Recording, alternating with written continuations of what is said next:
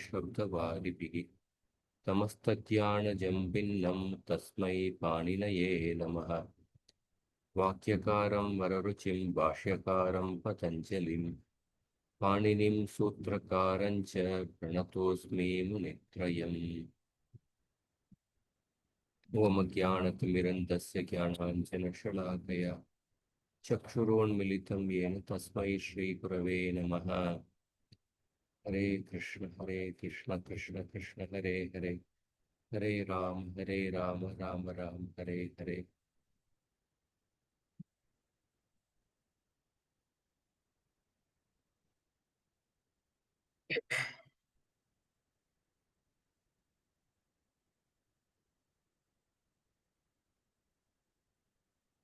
वागर् वागर्ताविव सम्पृक्तौ वागर्तप्रतिपत्तये जगतः पितरौ वन्दे पार्वती परमेश्वरौ। भीमकान्तैर्नृपगुणैः स बभूवोपजीविनाम् अदृश्याच्छाभिगम्यश्च यादो रत्नैरिवार्णवः रेखामात्रमपि क्षुण्णादामणोर्वर्त्मनः परम् न व्यतीयुः प्रजास्तस्य नियन्तुर्नेमि वृत्तयः। प्रजानामेव भूत्यर्थं सताभ्यो बलिमग्रहीत् सहस्रगुणमुत्स्रष्टुम् आदत्ते हिरसंरविः। सेनापरिच्छदस्तस्य द्वयमेवार्थसाधनम् श- शास्त्रेष्वकुण्ठिता बुद्धिर्और्वी धनुषि चातता।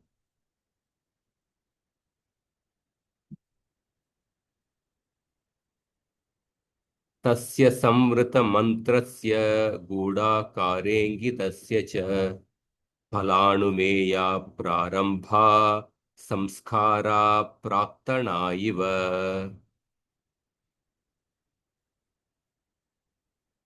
जुगो जुगोपात्मानमत्रस्थो भेजे धर्ममणातुरः अगृध्नुराददे सोऽर्थम् असक्तः सुखमन्वभूत्। ज्ञाने मौनं क्षमा शक्तौ त्यागे श्लाघा विपर्ययः गुणागुणानुबन्धित्वात् तस्य सप्रसवा इव।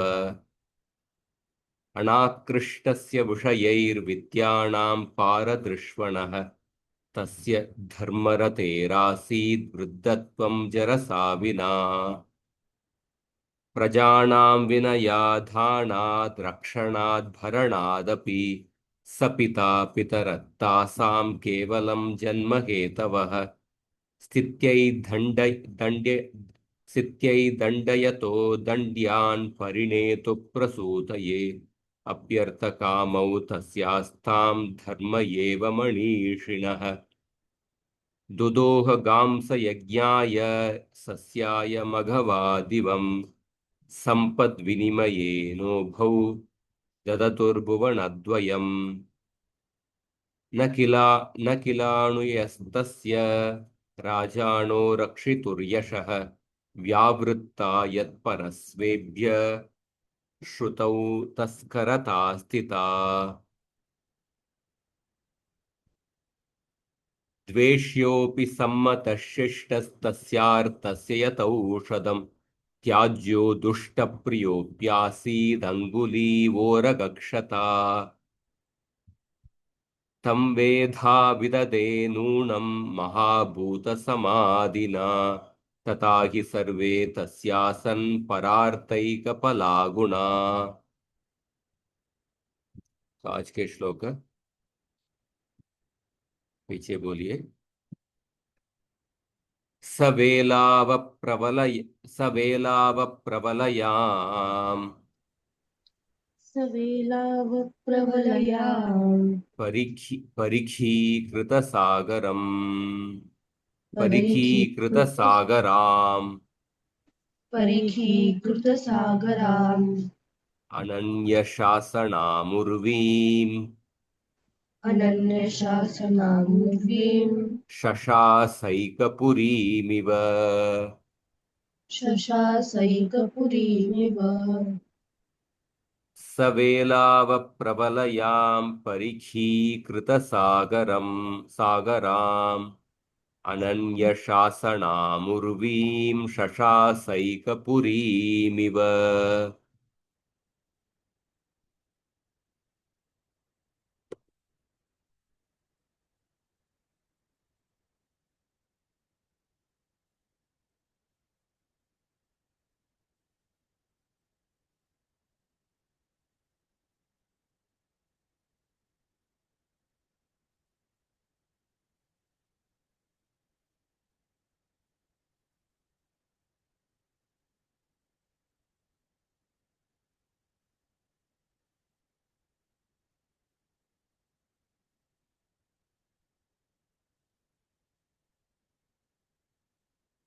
वो आधा ही आ रहा है।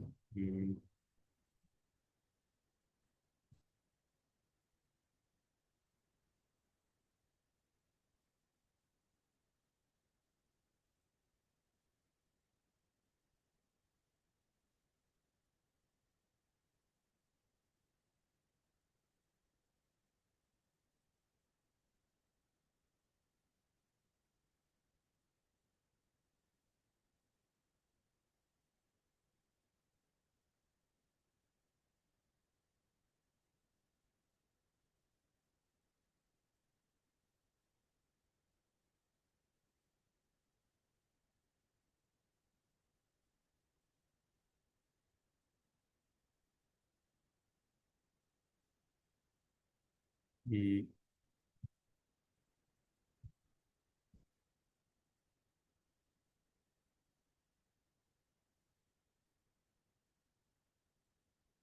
ठीक है।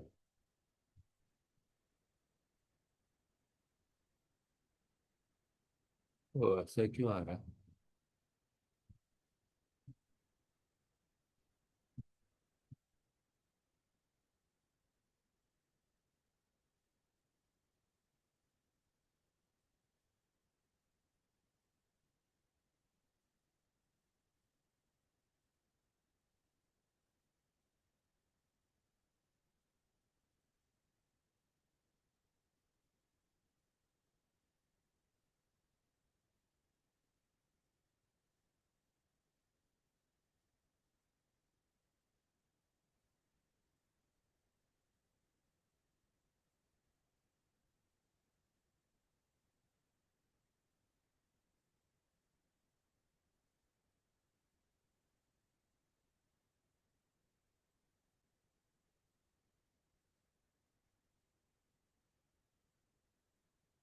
अभी फुल आ रहा है। जी प्रभु जी अभी आ रहा है। हाँ।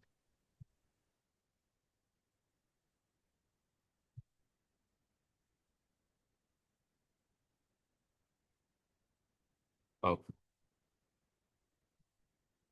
सह वेलावप्रबलयां परिखीकृतसागराम् अनन्यशासनाम् उर्वीं शशास एकपुरीमिव। शशास क्रियापद है। शशास, अब देखिए ये लिट लकार के, लिट लकार में द्वित्व होता है नॉर्मली। पुराण वाक्यों में लिट लकार का प्रयोग बहुत देख सकते हैं। शशास, शशास, शासन किए मतलब।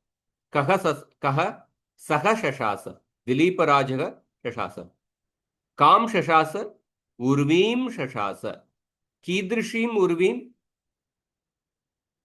हाँ? वेलावप्रबलयां परिकीकृतसागराम् अनन्यशासनाम् उर्वीम। तो तीन विशेषण है। तन्वयार्थः सह दिलीप चक्रवर्ती। The earth is having the shores of the seas for its line of ramparts, the seas themselves for its moats. So, uh, Velava Pravalayam, Velava Pravalayam, Velaha, मतलब समुद्र कूलानी, समुद्र कूलानी, समुद्र के तट। वप्रम, वेला वप्रमल, प्रबलयाम। दुर्गण, आई थिंक शायद कुछ गलत है, वप्रम ऐसा लिखा हुआ। दुर्गण गर पक्षेर दुर्गम परितः स्थिताः वृत्तिः इव उन्नतः मृत्तिका स्तूपः वलय। The presence of the word valaya, which usually means a bracelet, valaya, हाथ में bracelet, in velava pravalayam suggests a side meaning. The earth is the spouse of the king who wears a bracelet in the shape of the vela in the form of the sea and who is solely obedient to her husband's will. हाँ ठीक। तो इसमें ऐसा meaning दिया हुआ है कि भूमि दिलीप चक्रवर्ती के पत्नी जैसे हैं। उनकी पत्नी के हाथ में जो ब्रेसलेट वलय है वो समुद्र है। हाँ, वेलाव प्रबलयाम, वेलाव प्रबलयाम तरफ के अर्थ। तो वेल अव प्रबलयाम समुद्र तटाः एव यस्याः प्राकाराः तादृशीम्। समुद्र तटाः एव यस्याः प्राकाराः तादृशीम्। समुद्र स्थूलानि एव भूमेः प्राकार वेष्टानि। हाँ, एक मिनट। स्थूल मतलब का अर्थ,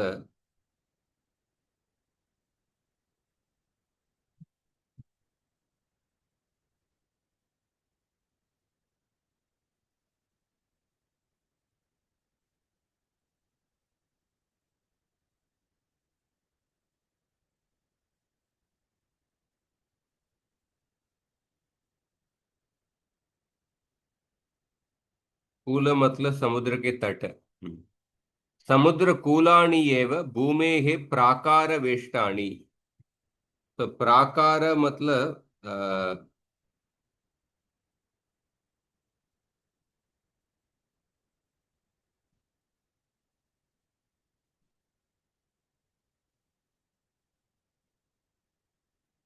जैसे एक खेती का फेंस होता है ना। हाँ, फेंस, वॉल। हाँ, सराउंडिंग वॉल, प्राकार। तो समुद्र तटाः एव यस्याः प्राकार तादृशीं वेलाव प्रबलयाम। समुद्र कूलानि एव भूमेः प्राकार वेष्टानि। तो परिकीकृत सागराम, परिका दुर्ग वेष्टनम। नॉर्मली एक पुरातन काल में सुरक्षा के लिए जो सिटी के बाहर एक परिका, परिका जैसे एक पानी का या गर्म पानी का ऐसा उसके अंदर उसके अंदर लाइक क्रोकोडाइल्स वगैरह रहेगा सुरक्षा के लिए। Just outside the city, there will be something called as a moat, MOAT. In that, many dangerous shark and crocodiles will be there. Shark, crocodile वगैरह रहेगा। परिका दुर्ग वेष्टनम, परिकीकृत सागरात वप्रात बहिः गभीरः कातः परिका इत्युच्यते। तो डिक्शनरी मीनिंग परिका का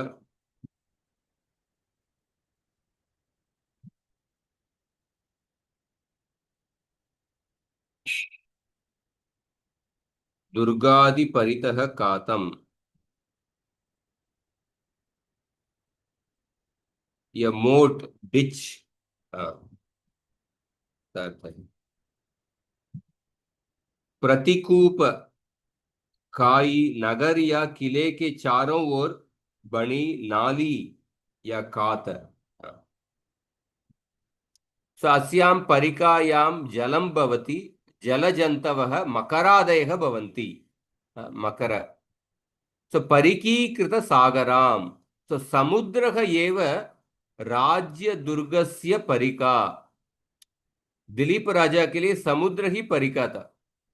तो तादृशी मुर्वीम, मतलब उनका राज्य पूरे भूमंडल था, समुद्र तक उनका, समुद्र ही उनका राज्य का परिका था। परिकीकृत सागराम वेलाव प्रवलयाम,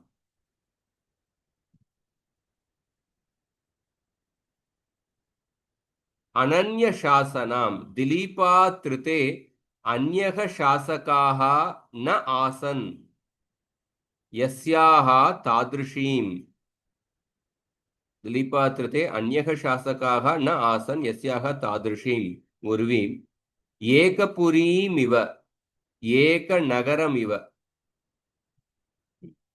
शशास शासितवान्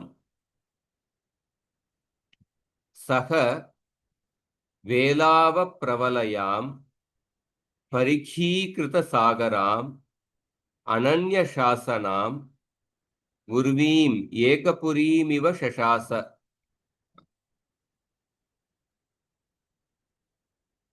भावार्थ, कश्चित् राजा दुर्गप्राकारयुक्तं स्वकीयं लघुराज्यं विना क्लेशं रक्षति। स्वकीयं लघुराज्यं, कश्चित् राजा दुर्गप्राकारयुक्तं स्वकीयं लघुराज्यं विना क्लेशं रक्षति, तथा दिलीप चक्रवर्ती अप्रतिद्वन्द्वः अनायासेन एव आसमुद्र क्षितीशः सन् शासितवान्।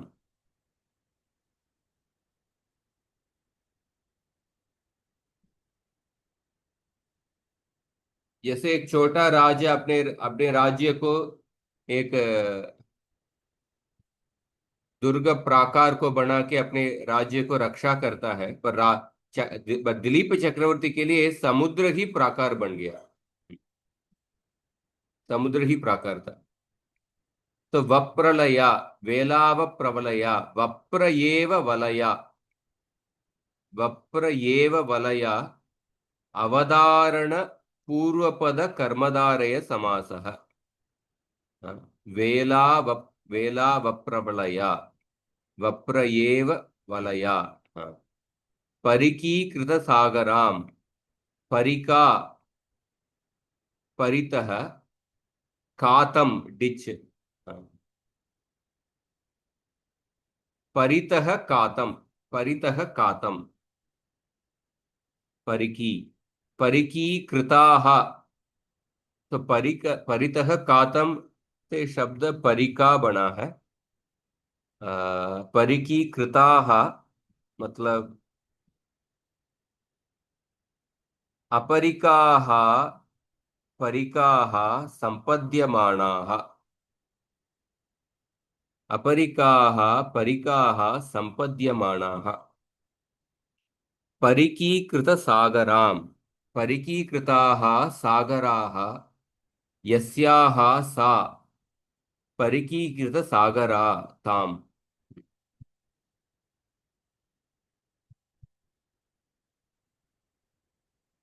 परिकीकृताः सागराः यस्याः सा परिकीकृत सागरा ताम।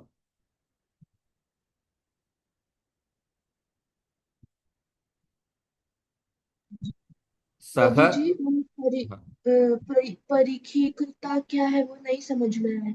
परिकीकृत, देखिए, हाँ, परिकीकृत सागरा मतलब समुद्रः एव राज्य दुर्गस्य परिका। तो परिका मतलब एक एक राज्य के बाहर, उस राज्य के रक्षा के लिए एक मोट, मोट मतलब क्या कहते, there will be a ditch kind of this one, ditch या मोट, पानी पानी बह रहा है उसमें, हॉट वाटर रहेगा उसमें, या उसमें मगरमच्छी रहेगा, ताकि शत्रु लोग उस सिटी को अप्रोच नहीं कर पाते हैं। There will be a water, passage of water, ये डिच सराउंडिंग द राज्य, उसको परिका कहते हैं। तो परिकी कृत सागरा मतलब दिलीप राजा के परिका सागर ही था। नॉर्मली एक राजा अपने खुद से वो परिका बनाते हैं, क्योंकि उनका राज्य बहुत छोटा रहता है अन्य अन्य शत्रुओं से रक्षा करने के लिए। पर दिलीप चक्रवर्ती की जो राज्य के लिए परिका वो समुद्र ही था, मतलब पूरे भूमंडल को समुद्र तक उनका राज्य राज्य था। उस तरफ का अर्थ है परिकीकृत सागरा। समुद्र एव राज्य दुर्गस्य, राज्य दुर्ग मतलब फोर्ट। समुद्र एव राज्य दुर्गस्य परिका, समुद्र ही उनके राज्य का परिका था। हाँ, परिका हम्म। मतलब हिंदी अर्थ क्या है? परिका मतलब नगर या किले के चारों ओर बनी नाली या खात। नगर के चारों ओर जो नाली बनाते हैं नगर के रक्षा के लिए, उसको परिका कहते हैं। उस परिका के अंदर क्या क्या रहेगा? नॉर्मली मकरादय भवंती। हम्म। परिका मतलब दुर्ग वेष्टनम, वप्रात बहिः गभीरः कातः परिका इत्युच्यते। अस्यां परिकायां जलं भवति, जलजन्तवः मकरादयः भवन्ति। हाँ, हम्म। जैसे आप भागवत में पढ़ेंगे तो श्री कृष्ण जब भौमासुर को वध करने के लिए जाते हैं प्राग ज्योतिषपुर में, उसमें भौमासुर के राज्य का वर्णन देखिए। उनके राज्य के बाहर रक्षा के लिए उन्होंने क्या क्या सिक्योरिटी अरेंजमेंट किए थे, उसमें एक परिका का वर्णन आता है तभी। दिलीप राजा के लिए समुद्र ही परिका था। हम्म। सह वेलाव प्रवलयाम,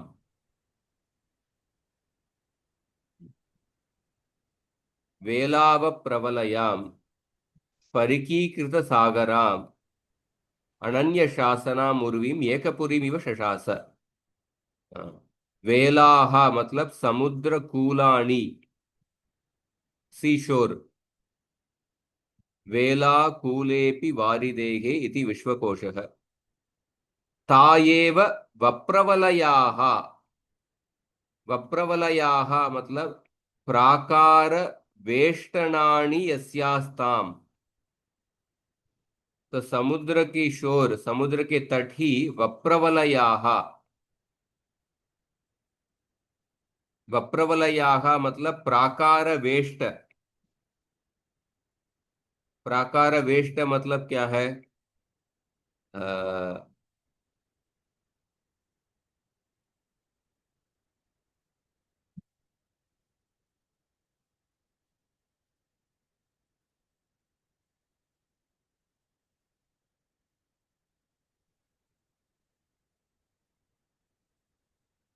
किले की दीवार, जो सराउंडिंग वॉल्स। तो समुद्र का तट उनके प्राकार वेष्ट था, सराउंडिंग वॉल। और समुद्र उनका परिका जैसा था। हम्म। वप्रवलय मतलब जैसे राज्य का जो surrounding walls, the great China wall, सुने हैं ना? चाइना वॉल, बॉर्डर में चाइना का, लाइक चाइना का वॉल रहता है, या एक एक देश के और दूसरे देश के बीच में अगर एक वॉल बना दिए, उसको प्राकार वेष्ट कहते हैं। तो दिलीप चक्रवर्ती के राज्य के लिए समुद्र का, समुद्र कूल वेला ही प्राकार वेष्ट था। हम्म। और समुद्र परिकीता परिकाता परिकीकृत सागरां वेलाव प्रवलयाम अनन्य शासनाम उर्वीम।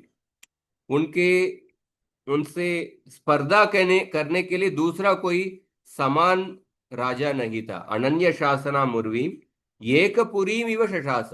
पूरे पूरे पृथ्वी को एक सिटी जैसे उन्होंने शासन किया। एकपुरीमिव शशास, इधर भी उत्प्रेक्षा अलंकार है। एकपुरीमिव शशास। अगला श्लोक समझ में आया आपको? अवगतम वा? हम प्रभु जी। हम्म। तो तीन विशेषण देखिए, वेलाव प्रवलयाम परिकीकृत सागराम अनन्य शासनाम। और शशास क्रियापद है। उर्वीम भूमि के एक पर्यायवाची शब्द। एकपुरीमिव शशास। तस्य दाक्षिण्यरूढेण तस्य दाक्षिण्यरूपेण नाम्ना मगधवंशजा नाम्ना मगधवंशजा पत्नी सुदक्षिणेत्यादीद् पत्नी सुदक्षिणेत्यादीन् अध्वरस्येव दक्षिणा। दध्वरस्येव दक्षिणा तस्य दाक्षिण्यरूढेण नाम्ना मगधवंशजा पत्नी सुदक्षिणेत्यादीदध्वरस्येव दक्षिणा। तो दिलीप चक्रवर्ती के पत्नी के बारे में इस श्लोक में बता रहे हैं। तस्य दाक्षिण्या दाक्षिण्य रूढ़ेण तस्य दाक्षिण्य रूढ़ेण नाम्ना मगधवंशजा पत्नी सुदक्षिणा इति आसीत् अध्वरस्य इव दक्षिणा। तो आसीत क्रियापद है।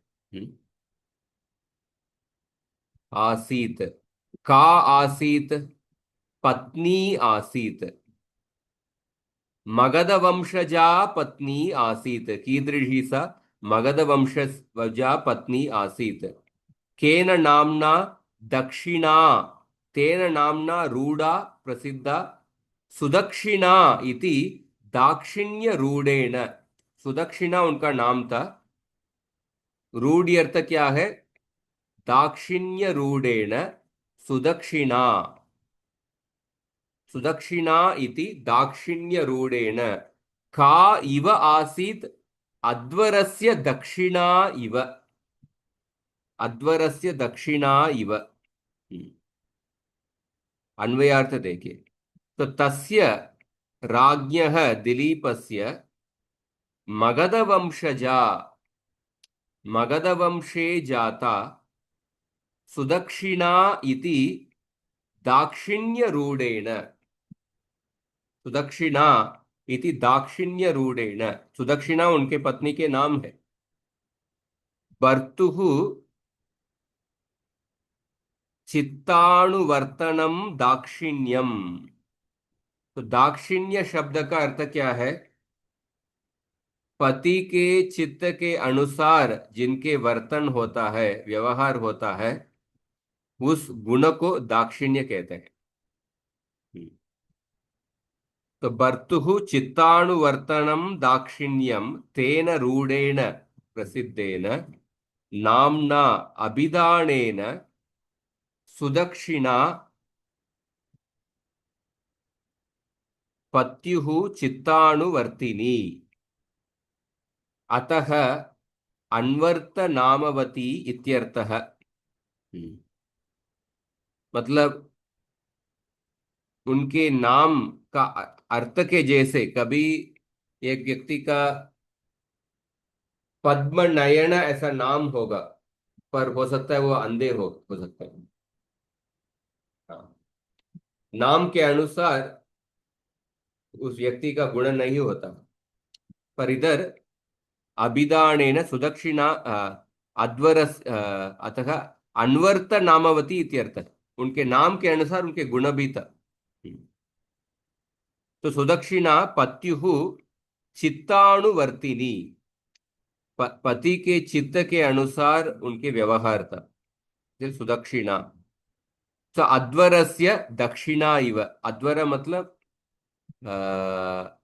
यज्ञ, यज्ञस्य पत्नी इव। तो यज्ञ, यज्ञ का, जब यज्ञ यज्ञ यज्ञ करने के बाद जो यज्ञ करते हैं उनको दक्षिणा नहीं देंगे तो उस यज्ञ समाप्त नहीं होता है। हाँ। गीता में 17वें अध्याय में श्री कृष्ण सत्वगुण के यज्ञ, रजोगुण के यज्ञ, तमोगुण के यज्ञ के बारे में बताते हैं। उसमें तमोगुण के यज्ञ के बारे में श्री कृष्ण बताने के समय क्या बोलते हैं? मंत्रहीनम, कौन सा श्लोक? विधिहीनम असृष्टान्नम मंत्रहीनम अदक्षिणम श्रद्धा विरहितम यज्ञम तामसम परिचक्षते। विधि को नहीं पालन करते हैं, हाँ, असृष्टान्नम यज्ञ के बाद प्रसाद नहीं बांटते हैं, मंत्रों को ठीक से उच्चारण नहीं करते हैं, या दक्षिणा नहीं देते हैं, या बिना श्रद्धा को यज्ञ करते हैं, ऐसे यज्ञ को तमोगुण के यज्ञ कहते हैं, तामसम परिचक्षते। तो इस तरह, जिस तरह यज्ञ दक्षिणा देने के बिना एक यज्ञ समाप्त नहीं होता है, उसी तरह दिलीप महाराज के पत्नी वो अर्धांगिनी थे। हाँ, अर्धांगिनी। तो अध्वरस्य दक्षिणा इव, विदाउट हर, मतलब उनके उनके पत्नी उनको पूरी तरह से सपोर्ट करते थे। हाँ, उनके अर्धांगिनी थी, आसीत। तो अध्वरस्य दक्षिणा इव मगध वंशजा दाक्षिण्य रूढ़ेण सुदक्षिणा इति नाम्ना तस्य पत्नी आसीत्। दिलीपस्य भार्या मगध वंशजोत्पन्ना सुदक्षिणा तस्याः नाम। सा उदारा भर्तुः चित्तानुवर्तिनी, अतः तस्यां दाक्षिण्य गुणः आसीत्।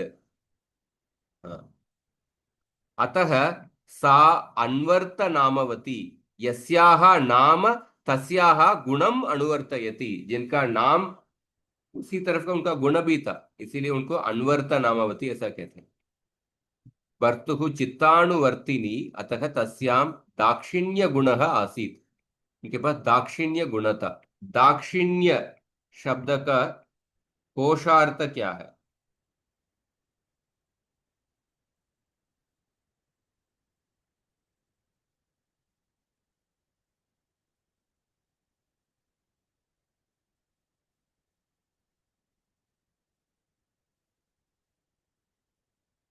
दाक्षिण्य शब्द का कोशार्थ अनुकूलता, अनुकूलता ये अर्थ है। अनुकूलस्य पटोर्वा भावः, politeness, kindness, civility, courtesy, belonging to worthy of a sacrificial fire. नम्रता, शिष्टता, सुजनता, कृपालुता, किसी प्रेमी का बनावटी तथा अतिशालीन शिष्टाचार, इस तरह पढ़ने करते हैं। तो देखिए, यया विना सर्वकर्म निष्फलं भवति, यया विना सर्वकर्म निष्फलं भवति, तादृशा सर्वस्य पूजिता यज्ञपत्नी इव सुदक्षिणा आसीत्। जैसे एक पुरुष पत्नी के सहायता के बिना वो कोई भी धर्म कार्य नहीं कर सकते, कोई भी यज्ञ यज्ञ अनुष्ठान नहीं कर सकते पत्नी के बिना। इसीलिए यया विना सर्वकर्म निष्फलं भवति। हाँ। तादृशा सर्वस्य पूजिता यज्ञपत्नी इव सुदक्षिणा आसीत्। सो अध्वरः मतलब अध्वाणम राति, स्वर्गमार्गम, अध्वाणम मतलब स्वर्ग, अध्वाणम राति ददाति इति अध्वरः। तो यज्ञ से स्वर्ग को प्राप्त कर सकते हैं, इसीलिए अध्वर, यज्ञ का दूसरा नाम अध्वर।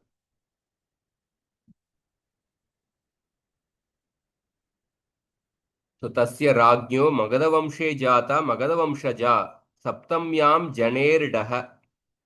सूत्र, हाँ, मगधवंशजा इति ड प्रत्ययः। एतेनाभिजात्या, एते नाभिजात्य मुक्तम्, एतेन अभिजात्य, एतेन अभिजात्य मुक्तम् दाक्षिण्यं परच्छ, परच्छन्दानुवर्तनम्, परच्छन्दानुवर्तनम् दक्षिणः सरलोदार परच्छन्दानुवर्तिषु इति शाश्वतः। पोषकार का शाश्वत मीनिंग है परच्छन्दानुवर्तनम। छंद मतलब इच्छा, इच्छा भी एक अर्थ है। परच्छन्दानुवर्तन मतलब दूसरों के इच्छा के अनुसार जिनका व्यवहार है, अनुकूलता।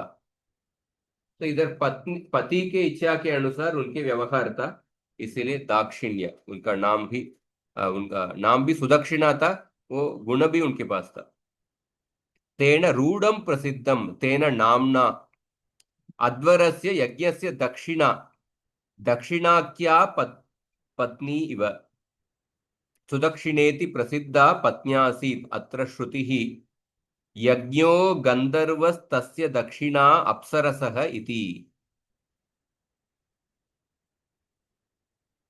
दक्षिणया दाक्षिण्यम नामर्त्विजो दक्षिणत्व प्रापकत्वम ये दक्षन्ते दक्षिणां प्रतिगृह्य इति च।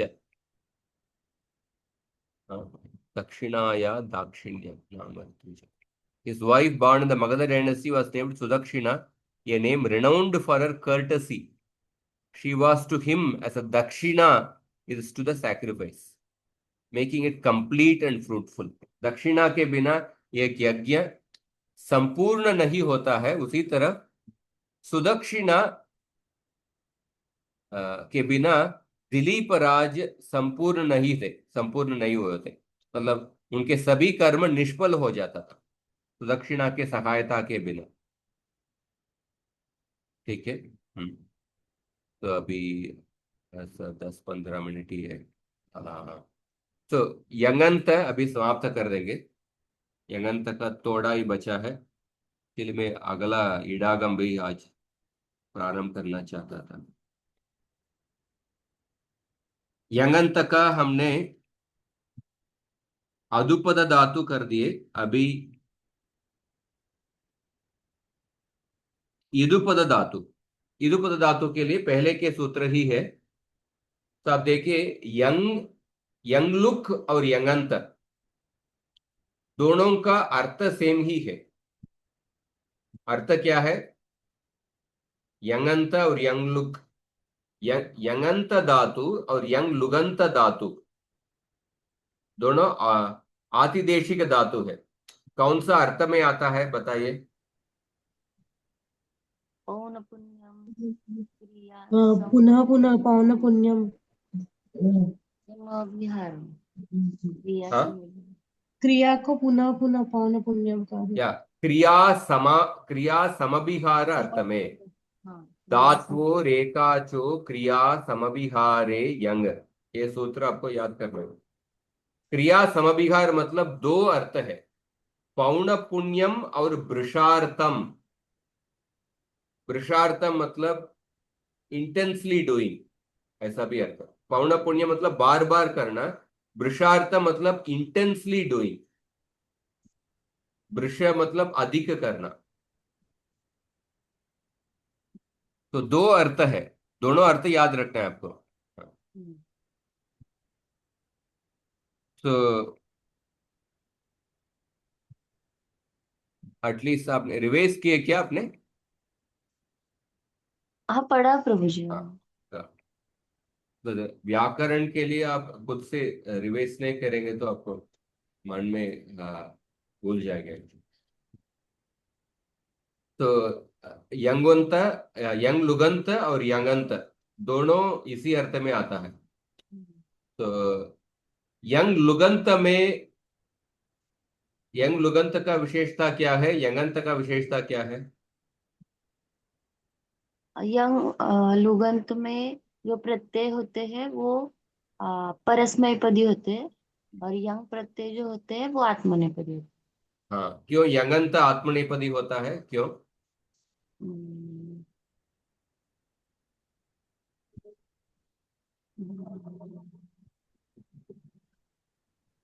हाँ। यंगंत धातु क्यों आत्मनेपदी होते हैं? नित्य प्रत्यय हो, अनुदात्त नित्य आत्म, हाँ, सूत्र क्या है, संपूर्ण सूत्र क्या है?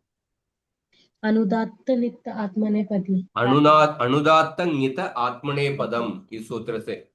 हम्म।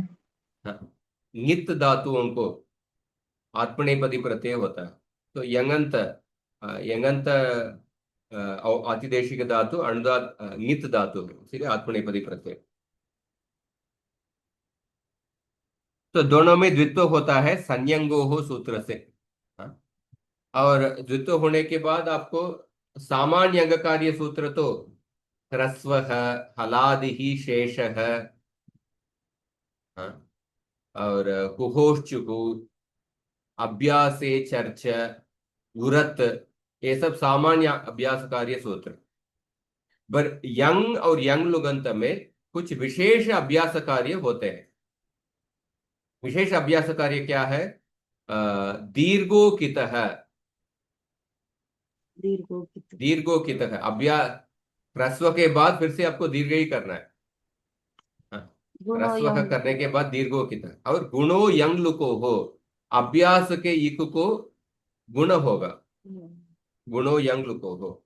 ये यंग यंगलुगंत में विशेष अभ्यास कार्य के सूत्र।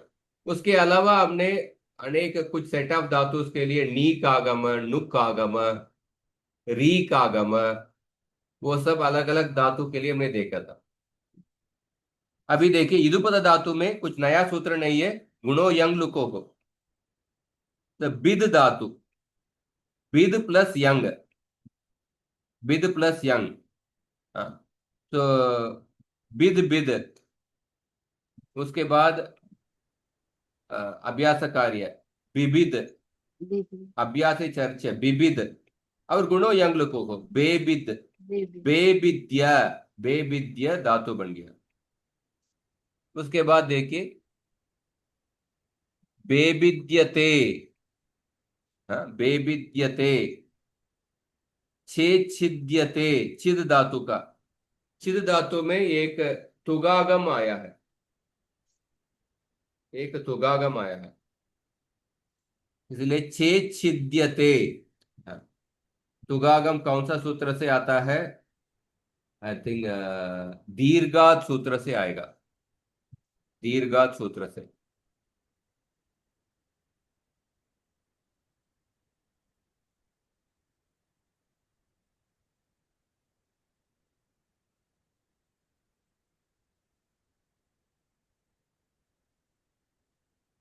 दीर्घ स्वरस्य चकारे परे संहितायां तुगागमः भवति।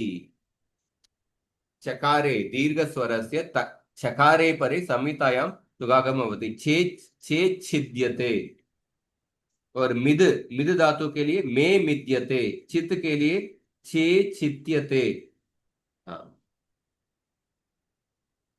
और उसके बाद उदुपद धातु, उधर भी सेम सूत्र, गुणो यंग लुको। बुध धातु, वो बुद्यते, रुद के लिए रो रुद्यते, लुब के लिए लो लुब्यते। रुदुपद धातु, रुदुपद धातु में आपको री का आगम होता है, रीगृ दुपदस्य च, 7490। अरे बे।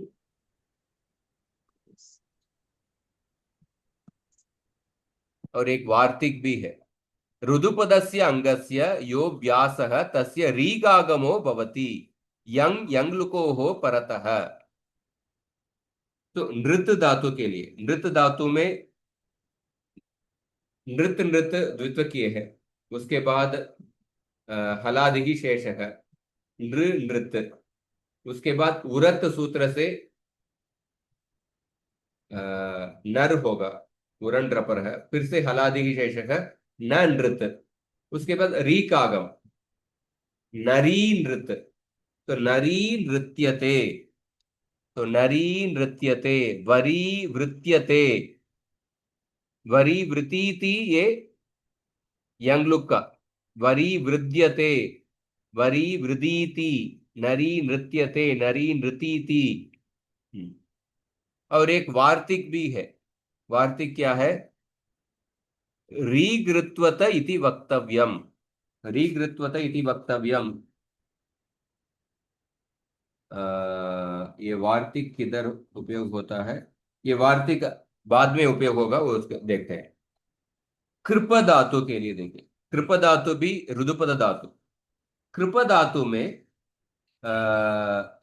कृप धातु में इसमें भी कृपोरोलह ये सूत्र आएगा। कृप धातु में क्या आएगा? द्वित करेंगे तो कृप कृप, उसके बाद कृप कृप हलादि शेषक कृ कृप, उसके बाद उरत, हाँ, उरत, कर कृप, हलादि शेषक क कृप, उसके बाद कुहोश्च को क वर्ग को च वर्ग करना है, च कृप, उसके बाद री का आगम, चरी कृप, और अभी कृपो रोलक सूत्र से रेफ का लकार आदेश, चली क्लिप, चली क्लिप्यते, ऐसा रूप। ये सिर्फ रुदुपद धातु हो गया। और शेष सारे हलंत धातु, शेष सारे हलंत धातु चक्षिंग क्याय, ये विशेष धातु है। चक्षिंग क्याय, चक्षिंग क्याय में चक्षिंग धातु को क्या आदेश होता है? क्या आदेश?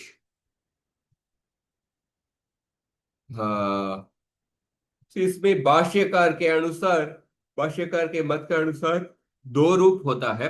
एक क्या आदेश, दूसराक्षा आदेश। तो क्या आदेश करेंगे तो क्या को द्वित्व करना है, क्या क्या, उसके बाद अनादि शेष है, और कुहोर्चु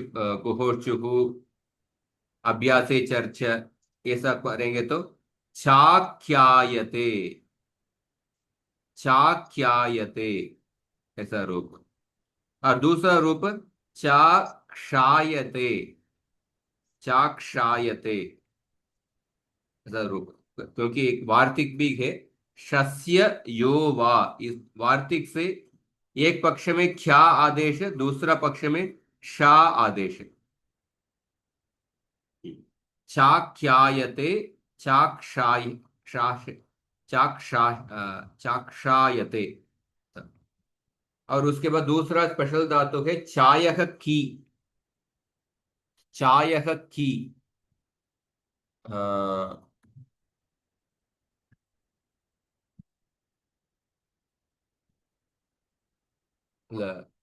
चाय धातु के लिए की आदेश होता है यंग प्रत्यय परे होने पर। तो की आदेश होगा तो की द्वित्व, उसके बाद सिकी, और गुणो यंग लुको हो चेकीयते। और प्रभु जी यहाँ पे रस्व होगा के पहले, मतलब वो जो की है उसको दूसरी है ना वेलांटी, तो याद रस्व ठीक होने है। के बाद रस्व होगा, उसके बाद फिर से गुणो यंग लुको हो जाएगा। हाँ हाँ, हाँ, ठीक। हाँ, या डायरेक्टली भी कर सकते हैं। हाँ। और उसके बाद लिंग यंगोश्च, प्याय धातु के लिए 6129।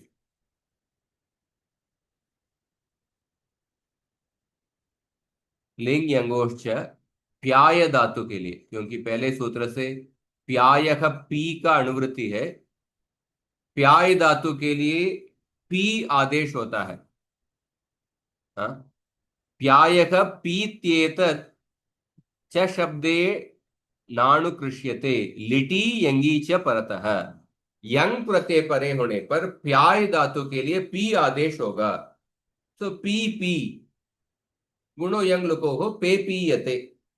हाँ, और उसके बाद तीन धातु देखिए, वृश्च, प्रच्छ और ब्रज धातु। वृश्च, प्रच्छ, ब्रज धातु तीनों संप्रसारणी धातु है। वृश्च ब्रज,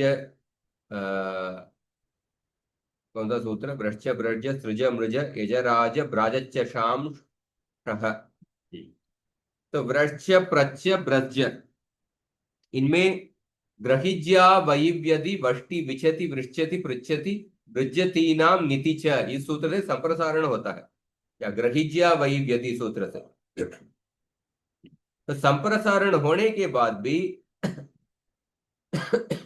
संप्रसारण होने के बाद रेफ को ऋकार आ जाएगा, पर संप्रसारण होने के बाद भी, ऋकार आने के बाद भी ये रुदुपद धातु नहीं बनेगा, क्योंकि उपदा में ऋकार नहीं है।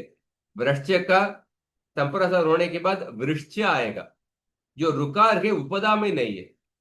ब्रज का ब्रज आएगा, प्रच्छ का पृच्छ आएगा, उपदा में ऋकार नहीं है।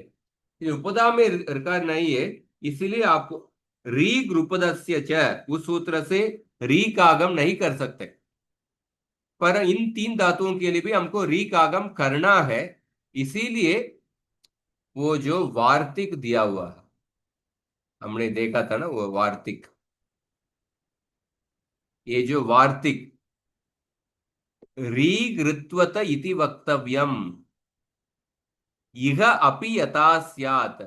वृश्च, पृच्छ और ब्रज धातु, इन तीन धातुओं में उपदा में ऋकार नहीं है संप्रसारण करने के बाद, फिर भी हमको री का आगम करना है, इसलिए वो वार्तिक।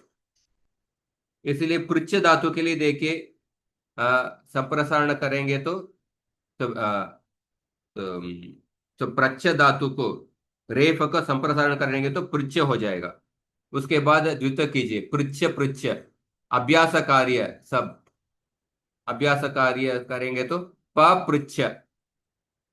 अभी उपदा में अभ्यास में आपको री का आगम करना है, परिपृच्छ, परिपृच्छते, परिपृच्छते, इसका अर्थ क्या है? परिपृच्छते इसका अर्थ क्या है? पृच्छ धातु का अर्थ, बार बार बार पूछना। बार बार पूछ रहे हैं। हाँ, वरी वृष्यते, बरी बृज्यते। हाँ, इस तरफ अर्थ है। तो पुनः पुनः पृच्छति तीन शब्द है, उसके बिना परिपृच्छते एक ही शब्द। हाँ, ऐसा एक ही शब्द। और शेष धातु देखिए, अभी तक कहे गए धातुओं से जो धातु बचे गए हैं, उन सारे हलंत धातुओं को यंग प्रत्यय परे रहने पर बिना कुछ किए द्वित्व अभ्यास कीजिए।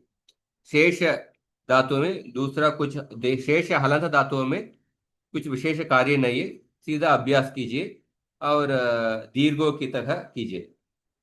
जैसे खाद धातु के लिए, हाँ, काद धातु के लिए काद काद कुहो चुहु अलादि शेष है, अभ्यासे चर्चा, और दीर्घों की तरह छाकाद्यते, बाद धातु के लिए बा बाध्यते, मील के लिए मे मील्यते गुणो यंग लुको, शीक के लिए शे शीक्यते, भूष के लिए बो भूष्यते, इस तरह।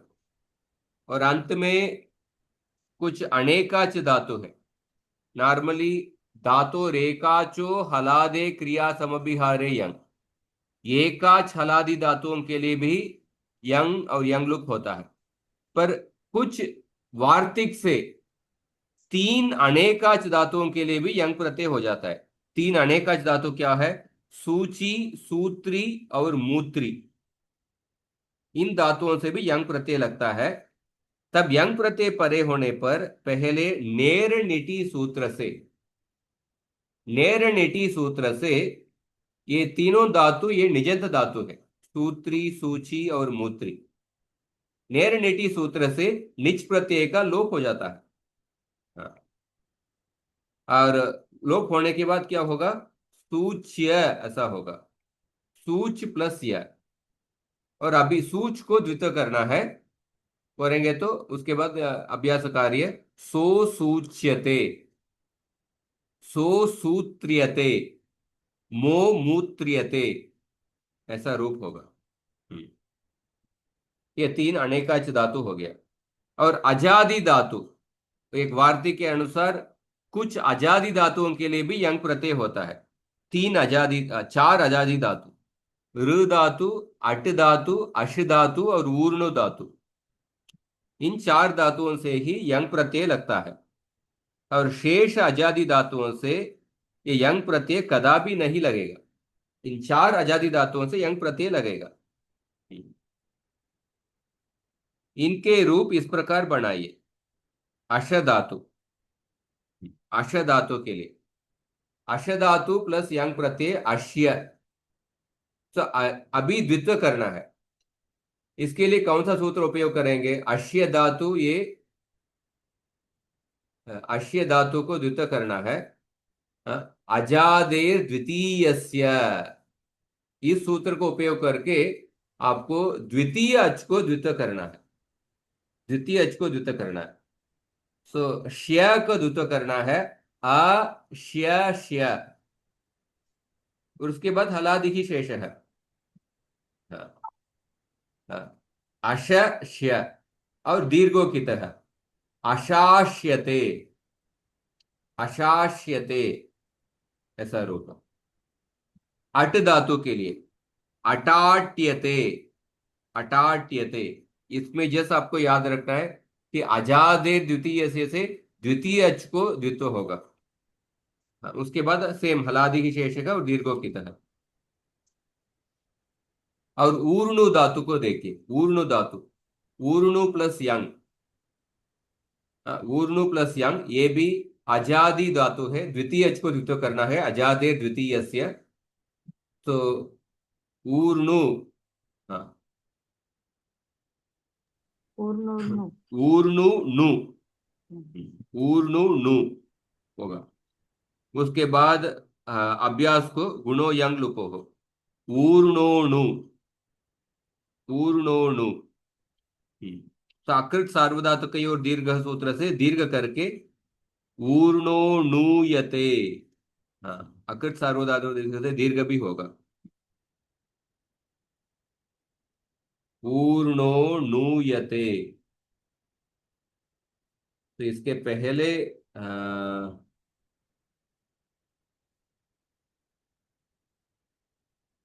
अकृत सार्वधातुक और दीर्घ क्यों नहीं लगा? अटाट्यते, ओके। हाँ,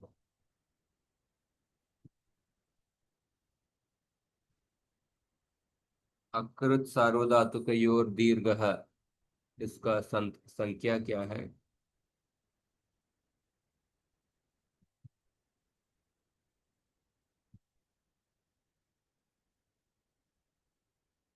अकृद यकारे असार्वधातुक यकारे च किङिति परतो अजंतस्य अंगस्य दीर्घो भवति, अजंत अंग है। हाँ, इसीलिए ऊर्णो नूयते।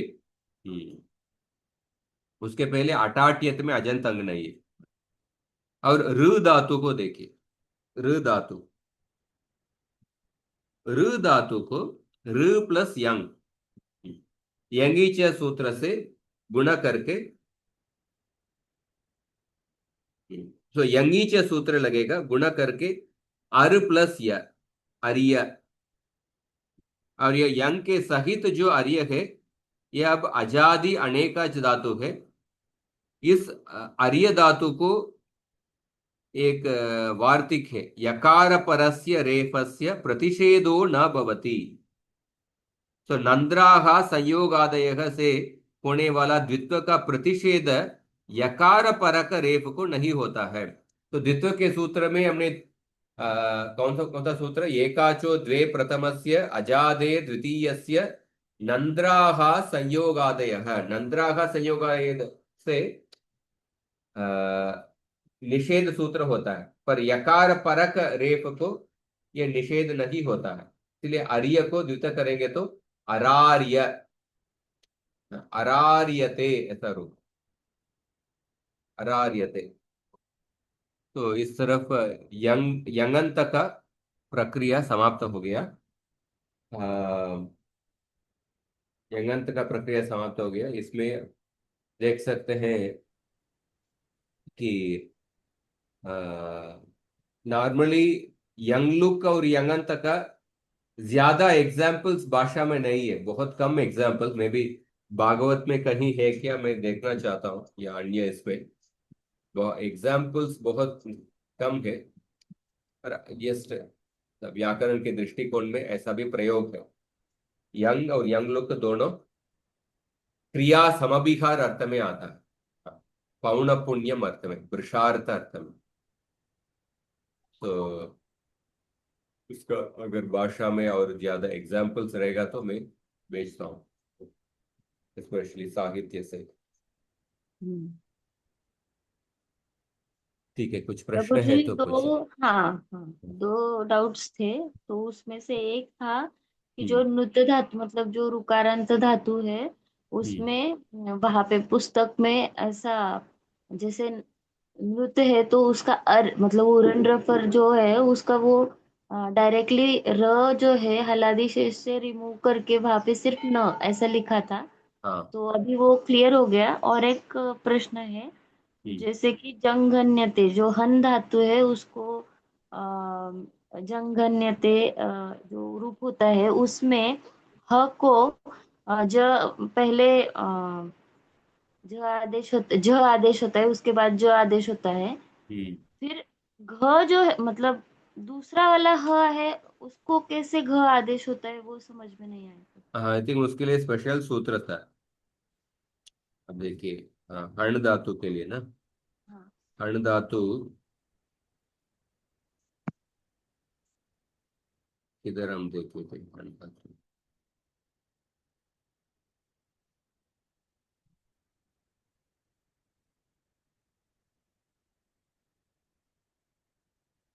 हाँ, हंतेर हिंसायाम भावो वाच्य। हण धातु को अर्थ जब हिंसा करना, हिंसा अर्थ में वो जेग्नियते होता है। हण धातु को नी आदेश न होने पर अभ्यास से भरे जो हण धातु को हकार, उसे कवर्गादेश होता है अभ्यासाच्य सूत्र से। कवर्गादेश होगा तो अ, कवर्गादेश होगा तो चौथा अक्षर ही आदेश होगा। हाँ, झ आता चौथा है। अक्षर ना, घ, घ आदेश, घ, हाँ, सॉरी, घ आदेश। ग आदेश होगा। तो कवर्ग आदेश मतलब घ आदेश। हाँ। उसके बाद घ आदेश होने के बाद, तो पहले हण का द्वित्व कीजिए, हण हण। उसके बाद अभ्यास कार्य, झ हण, अभ्यास झ, चर्च, जहण। हाँ। अभी अभ्यास से परे जो हण धातु, अभ्यास से परे जो हण धातु को, हकार को कवर्ग आदेश है। कवर्ग आदेश मतलब चौथा अक्षर हाँ, ग, जगण, जगण होगा। हाँ, उसके समझ बाद गई। नुक आगम, नुक आगम करे, अभ्यास को नुक आगम मतलब नुक आगम आएगा। उसके बाद नश्चा पदांत से जली, अनुस्वार आदेश है, जंगण्यते।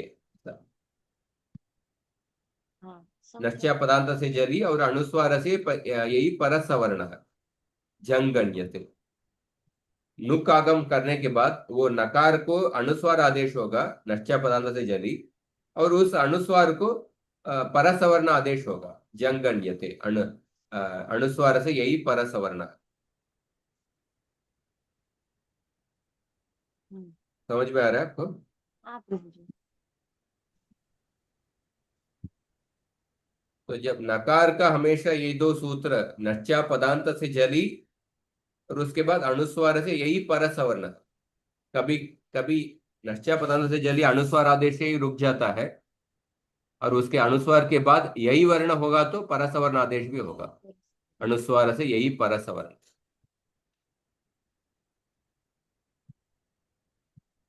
ठीक है। तो अभी कल हम इडागम शुरू करेंगे।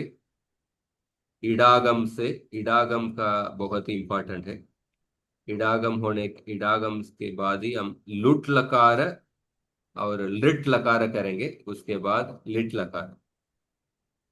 लुट लकार लिट लकार के बाद आई थिंक लिट लकार।